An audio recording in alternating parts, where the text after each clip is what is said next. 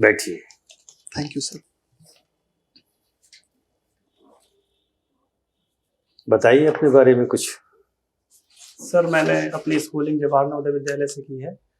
उसके पश्चात सर मैंने बैचलर ऑफ साइंस किया है with physics and chemistry as a subject. Sir वर्ष 2023 से मैं डीआरडीओ में एज सीनियर टेक्निकल असिस्टेंट पद पर कार्यरत हूँ। 2023 से आप कहाँ डीआरडीओ में हैं? जी सर। गुड।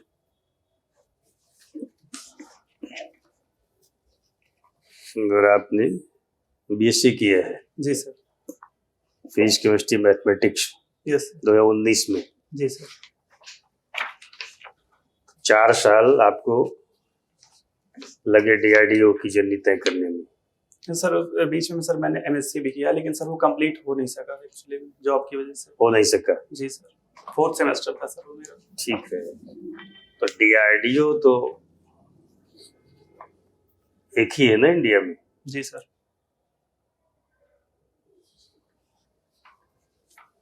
डीआरडीओ में तो नेम फेम के लिए बहुत स्पेस है। Yes sir. यहाँ एसडीएम या डिप्टी कलेक्टर आप बने तहसील में, कभी इस जिले में कभी उस जिले में, सर वो नेम फेम तो आपको यहाँ नहीं मिलेगा। देश का नाम रोशन करने में जो रोल आप वहाँ प्ले कर सकते हैं, जी सर। तो कहाँ आप कर रहे हैं, इधर आ रहे हैं अननेसेसरी।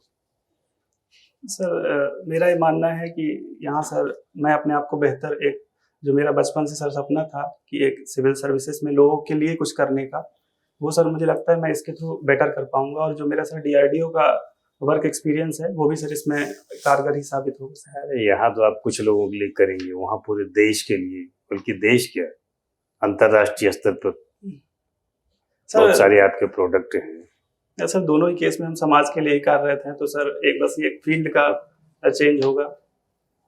तो आपकी रुचि इधर हो तो बात समझ में आती है। जी सर, मेरी रुचि जो तर्क आप दे रहे हैं वो तो कहीं से डाइजेस्ट नहीं हो रहा है। आपकी रुचि है डिप्टी कलेक्टर बनने की? जी सर, मेरी रुचि है। चलिए, तो डिप्टी कलेक्टर की कौन कौन सी क्वालिटीज आपके अंदर हैं?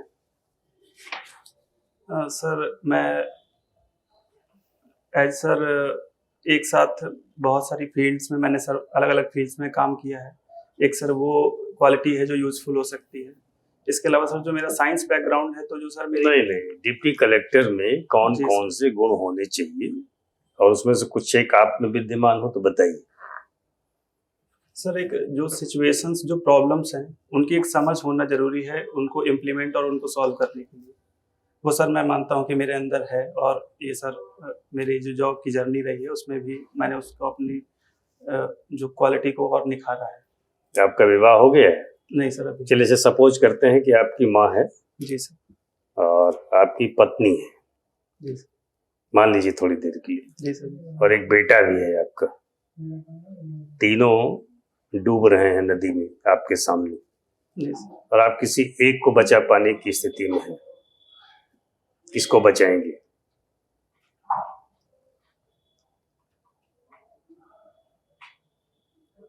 सर किसी एक को ही बचा सकते हैं। हाँ, और कोई विकल्प नहीं आपके पास?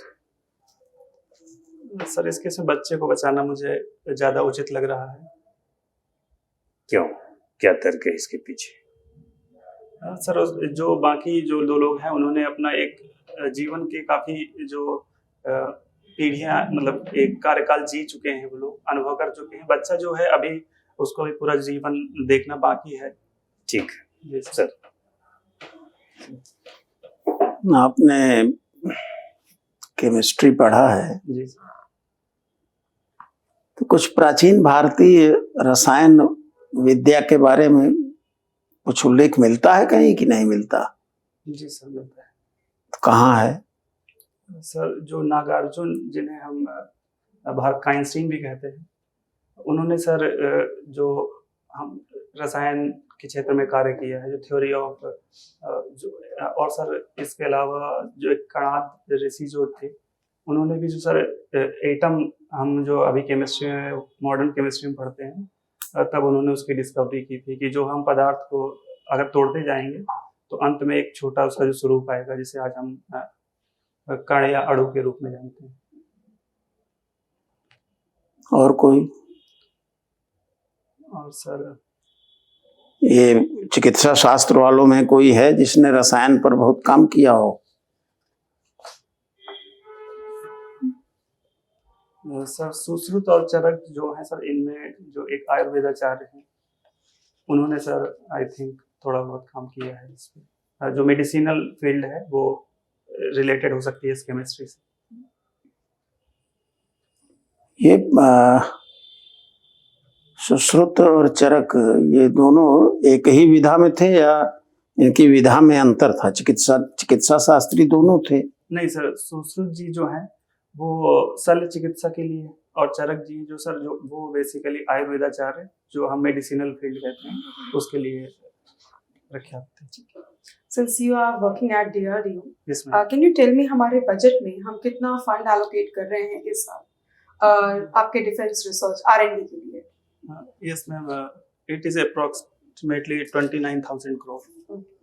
Have you heard of the term delegated legislation? Yes, ma'am. What do you mean by it? Ma'am, it means transfer of power to a subordinate level. That's ma'am. That is just a delegation. I Yes, am ma'am. asking you, what is delegated legislation? Yes, ma'am.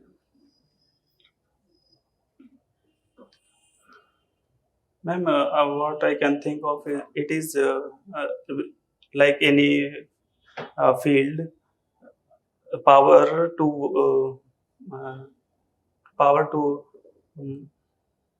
sorry ma'am, actually इसको recall हो जाता है। That's fine. क्या हमारे constitution में कितने schedules हैं? Ma'am, 12 schedules, Okay. हमारे पास कितनी फंडामेंटल ड्यूटीज हैं? 11 ma'am. एंड कॉन्स्टिट्यूशन के किस पार्ट में हम उसको डिस्कस करते हैं? Ma'am, 4th A. So, आपको ऐसा क्यों लगता है कि आपको सिविल सेवा में आना चाहिए, या मतलब सिविल सेवा में आपका चयन होना चाहिए? मतलब आपके अंदर कुछ क्वालिटी होंगी ना? Yes sir. क्या क्वालिटी है आपकी? एक सर मेरा जो डाइवर्स फील्ड का अनुभव रहा है वो हम्म। मुझे लगता है कि इस सेवा में कारगर रहेगा। इसके अलावा सर जो मेरा एक जो टेक्निकल बैकग्राउंड रहा है, तो जो मॉडर्न एडमिनिस्ट्रेशन का समय आ रहा है जिसमें हम एआई और प्रॉब्लम सॉल्विंग और यूज ऑफ टेक्नोलॉजी की बात करते हैं, तो वो सर मुझे लगता है मैं बेहतर इनकॉर्पोरेट कर पाऊंगा एडमिनिस्ट्रेशन में और उसका यूज कर पाऊंगा एडमिनिस्ट्रेशन में। ऐसा कहा जा सकता है कि आने वाला जो समय है भारत में डिफेंस यानी डीआरडीओ का अगर हम बात करें, कि डीआरडीओ की भूमिका केवल भारत को सिक्योरिटी देने की नहीं रह जाएगी, बल्कि भारत के इकोनॉमिक डेवलपमेंट में बड़ा रोल प्ले करेगा। ये सर ऐसा बिल्कुल ऐसा एक्चुअली सर हो भी रहा है कि जो अभी डीआरडीओ का जो 25% बजट है वो एलोकेट कर दिया गया है कि एकेडमी और इंडस्ट्रियों के साथ आप कोलैबोरेट करके ही यूज करना है। तो सर जो मेरा मानना है कि in future DRDO as a facilitator work करेगा और जो एकेडमी इंडस्ट्री है उनको साथ लेकर हम इकोनॉमिक ग्रोथ में भी हेल्प करेंगे। अच्छा, इसके जोखिम भी तो होंगे। किस तरीके से मैं समझ नहीं पाया। डीआरडीओ जो है अगर प्राइवेट सेक्टर के साथ, अदर जो है स्टेक होल्डर के साथ कोलैबोरेट करेगा, जी सर। क्या जोखिम है? क्योंकि और कंट्रीज में जोखिम रहे। सर जो मेरे मानना है कि सर जो क्रूशियल टेक्नोलॉजीज हैं, जो टेक्नोलॉजी का नो हाउ है वो ट्रांसफर किए बिना जो एक जनरल इंडस्ट्रियल टेक्नोलॉजी है जिसको जो आउटडेटेड है या उसकी एडवांस टेक्नोलॉजीज भी आ चुकी हैं, तो सर वो मुझे लगता है इंडस्ट्री के साथ शेयर की जा सकती है।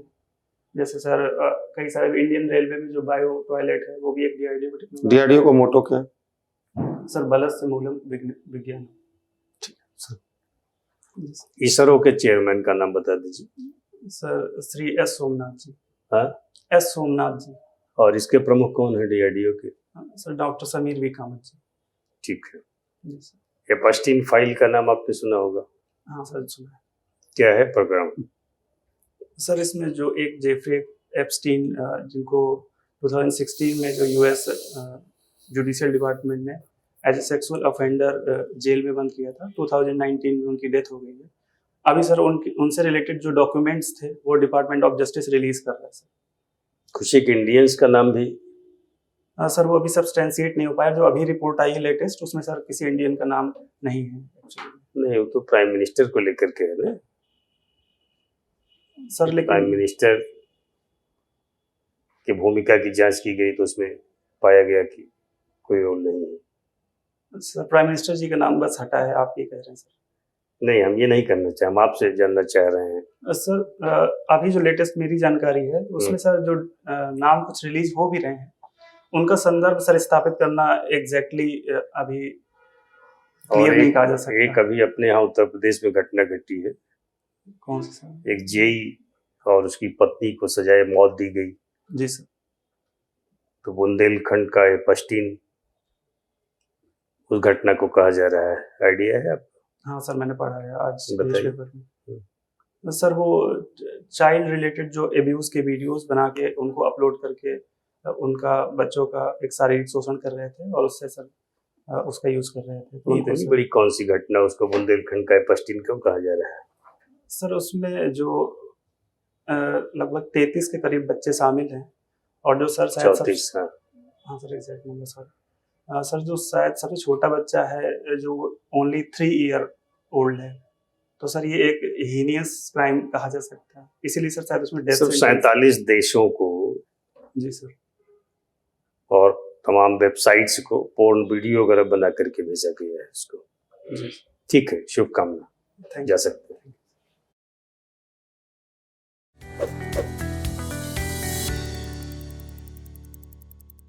यू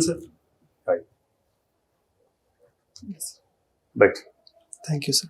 कैसा रहा इंटरव्यू? सर बढ़िया रहा, पहले के मेरे जो कंपैरिजन में सर थोड़ा मुझे बेटर ही लगा। हाँ, कुछ में मैम कब का है आंसर interview नहीं कर आपका? पाया, बस वो थोड़ा सा वहाँ पे। 28 को है जी सर। इंटरव्यू आपका। अच्छा है, जी सर। लेकिन सुधार की गुंजाइश तो हमेशा रहती है। जी सर बिल्कुल। एक्सेल करना है जी सर। उसके लिए तो एक तो पहली सलाह है कि जो बटन खोलने बंद करने वाली है कोड की, जी सर। कुछ एक लोग ये काम कर रहे हैं, उसमें आप भी शामिल हैं कि दोनों बटन खोलना और बंद करना, हाँ सर। 2 बार ऐसा करते हैं, ये बंद कर दीजिए। तो सर जहां से भी जैसे भी सलाह मिली है ये तो सर भाई, आप ओपन खुली करके बटन में आप कंफर्ट महसूस करते हैं, खुली बटन में आइए। एंट्री ले सकते बंद बटन में कंफर्ट महसूस करते हैं, बंद बटन में आइए। ठीक। अब ये आप यहाँ आके करते हैं ना, तो ये तो आपका भी हाँ, नोटिस कंसंट्रेशन में आता है सर वो हाँ। चीज। कंसंट्रेशन लूज होता है, कहीं और कंसंट्रेट करते हैं आप, जी सर। ये बंद कर दीजिए। ठीक। और अपने डिपार्टमेंट DRDO से रिलेटेड चीजों को पढ़िए, डिफेंस जी सर। टेक्नोलॉजी, ये पोर्शन आपका स्ट्रांग सर होना अभी चाहिए। मैंने DRDO से रिलेटेड क्वेश्चंस में कैसा आंसर किया, क्योंकि नहीं, इसके ये तो पहले ठीक है, क्या पता कि इसके पहले सर मैं DRDO से रियल related इंटरव्यू में questions- जहाँ पे इंटरव्यू देने जाए तो इसी पर सब टूट पड़े। हाँ सर, अभी अपना तक पक्ष सर जो मेरा मजबूत रहना चाहिए। जिस सबसे ज्यादा खराब हुआ है इसी पार्ट में हुआ है, DRDO से रिलेटेड क्वेश्चंस में आंसर नहीं कर पाया क्योंकि इतना वास्टनेस है, वो हर बार कुछ नया ही आ जाता था। खैर मैंने अभी पढ़ा है उसको। नहीं, यहाँ जो पूछा गया ऑलमोस्ट तो ठीक है, लेकिन आप उस पर और तैयार रहिए। हाँ सर बिल्कुल। और बाकी तो फील्ड का अगर उत्तर आए तो बताइए, नहीं आए तो आप सॉरी बोल दीजिए, न उलझिए न उलझाइए किसी को। यस। अब उसके बाद कुछ और प्रश्न आउट हैं तो ये जो चर्चित मुद्दे हैं करंट अफेयर वाले, हाँ सर। न्यूज़पेपर देखिए, न्यूज़ सुनिए, और जो बर्निंग टॉपिक्स है 4-5 हाँ सर। तो उस पर अपनी समझ विकसित कर लिए, टू द पॉइंट उत्तर दीजिए।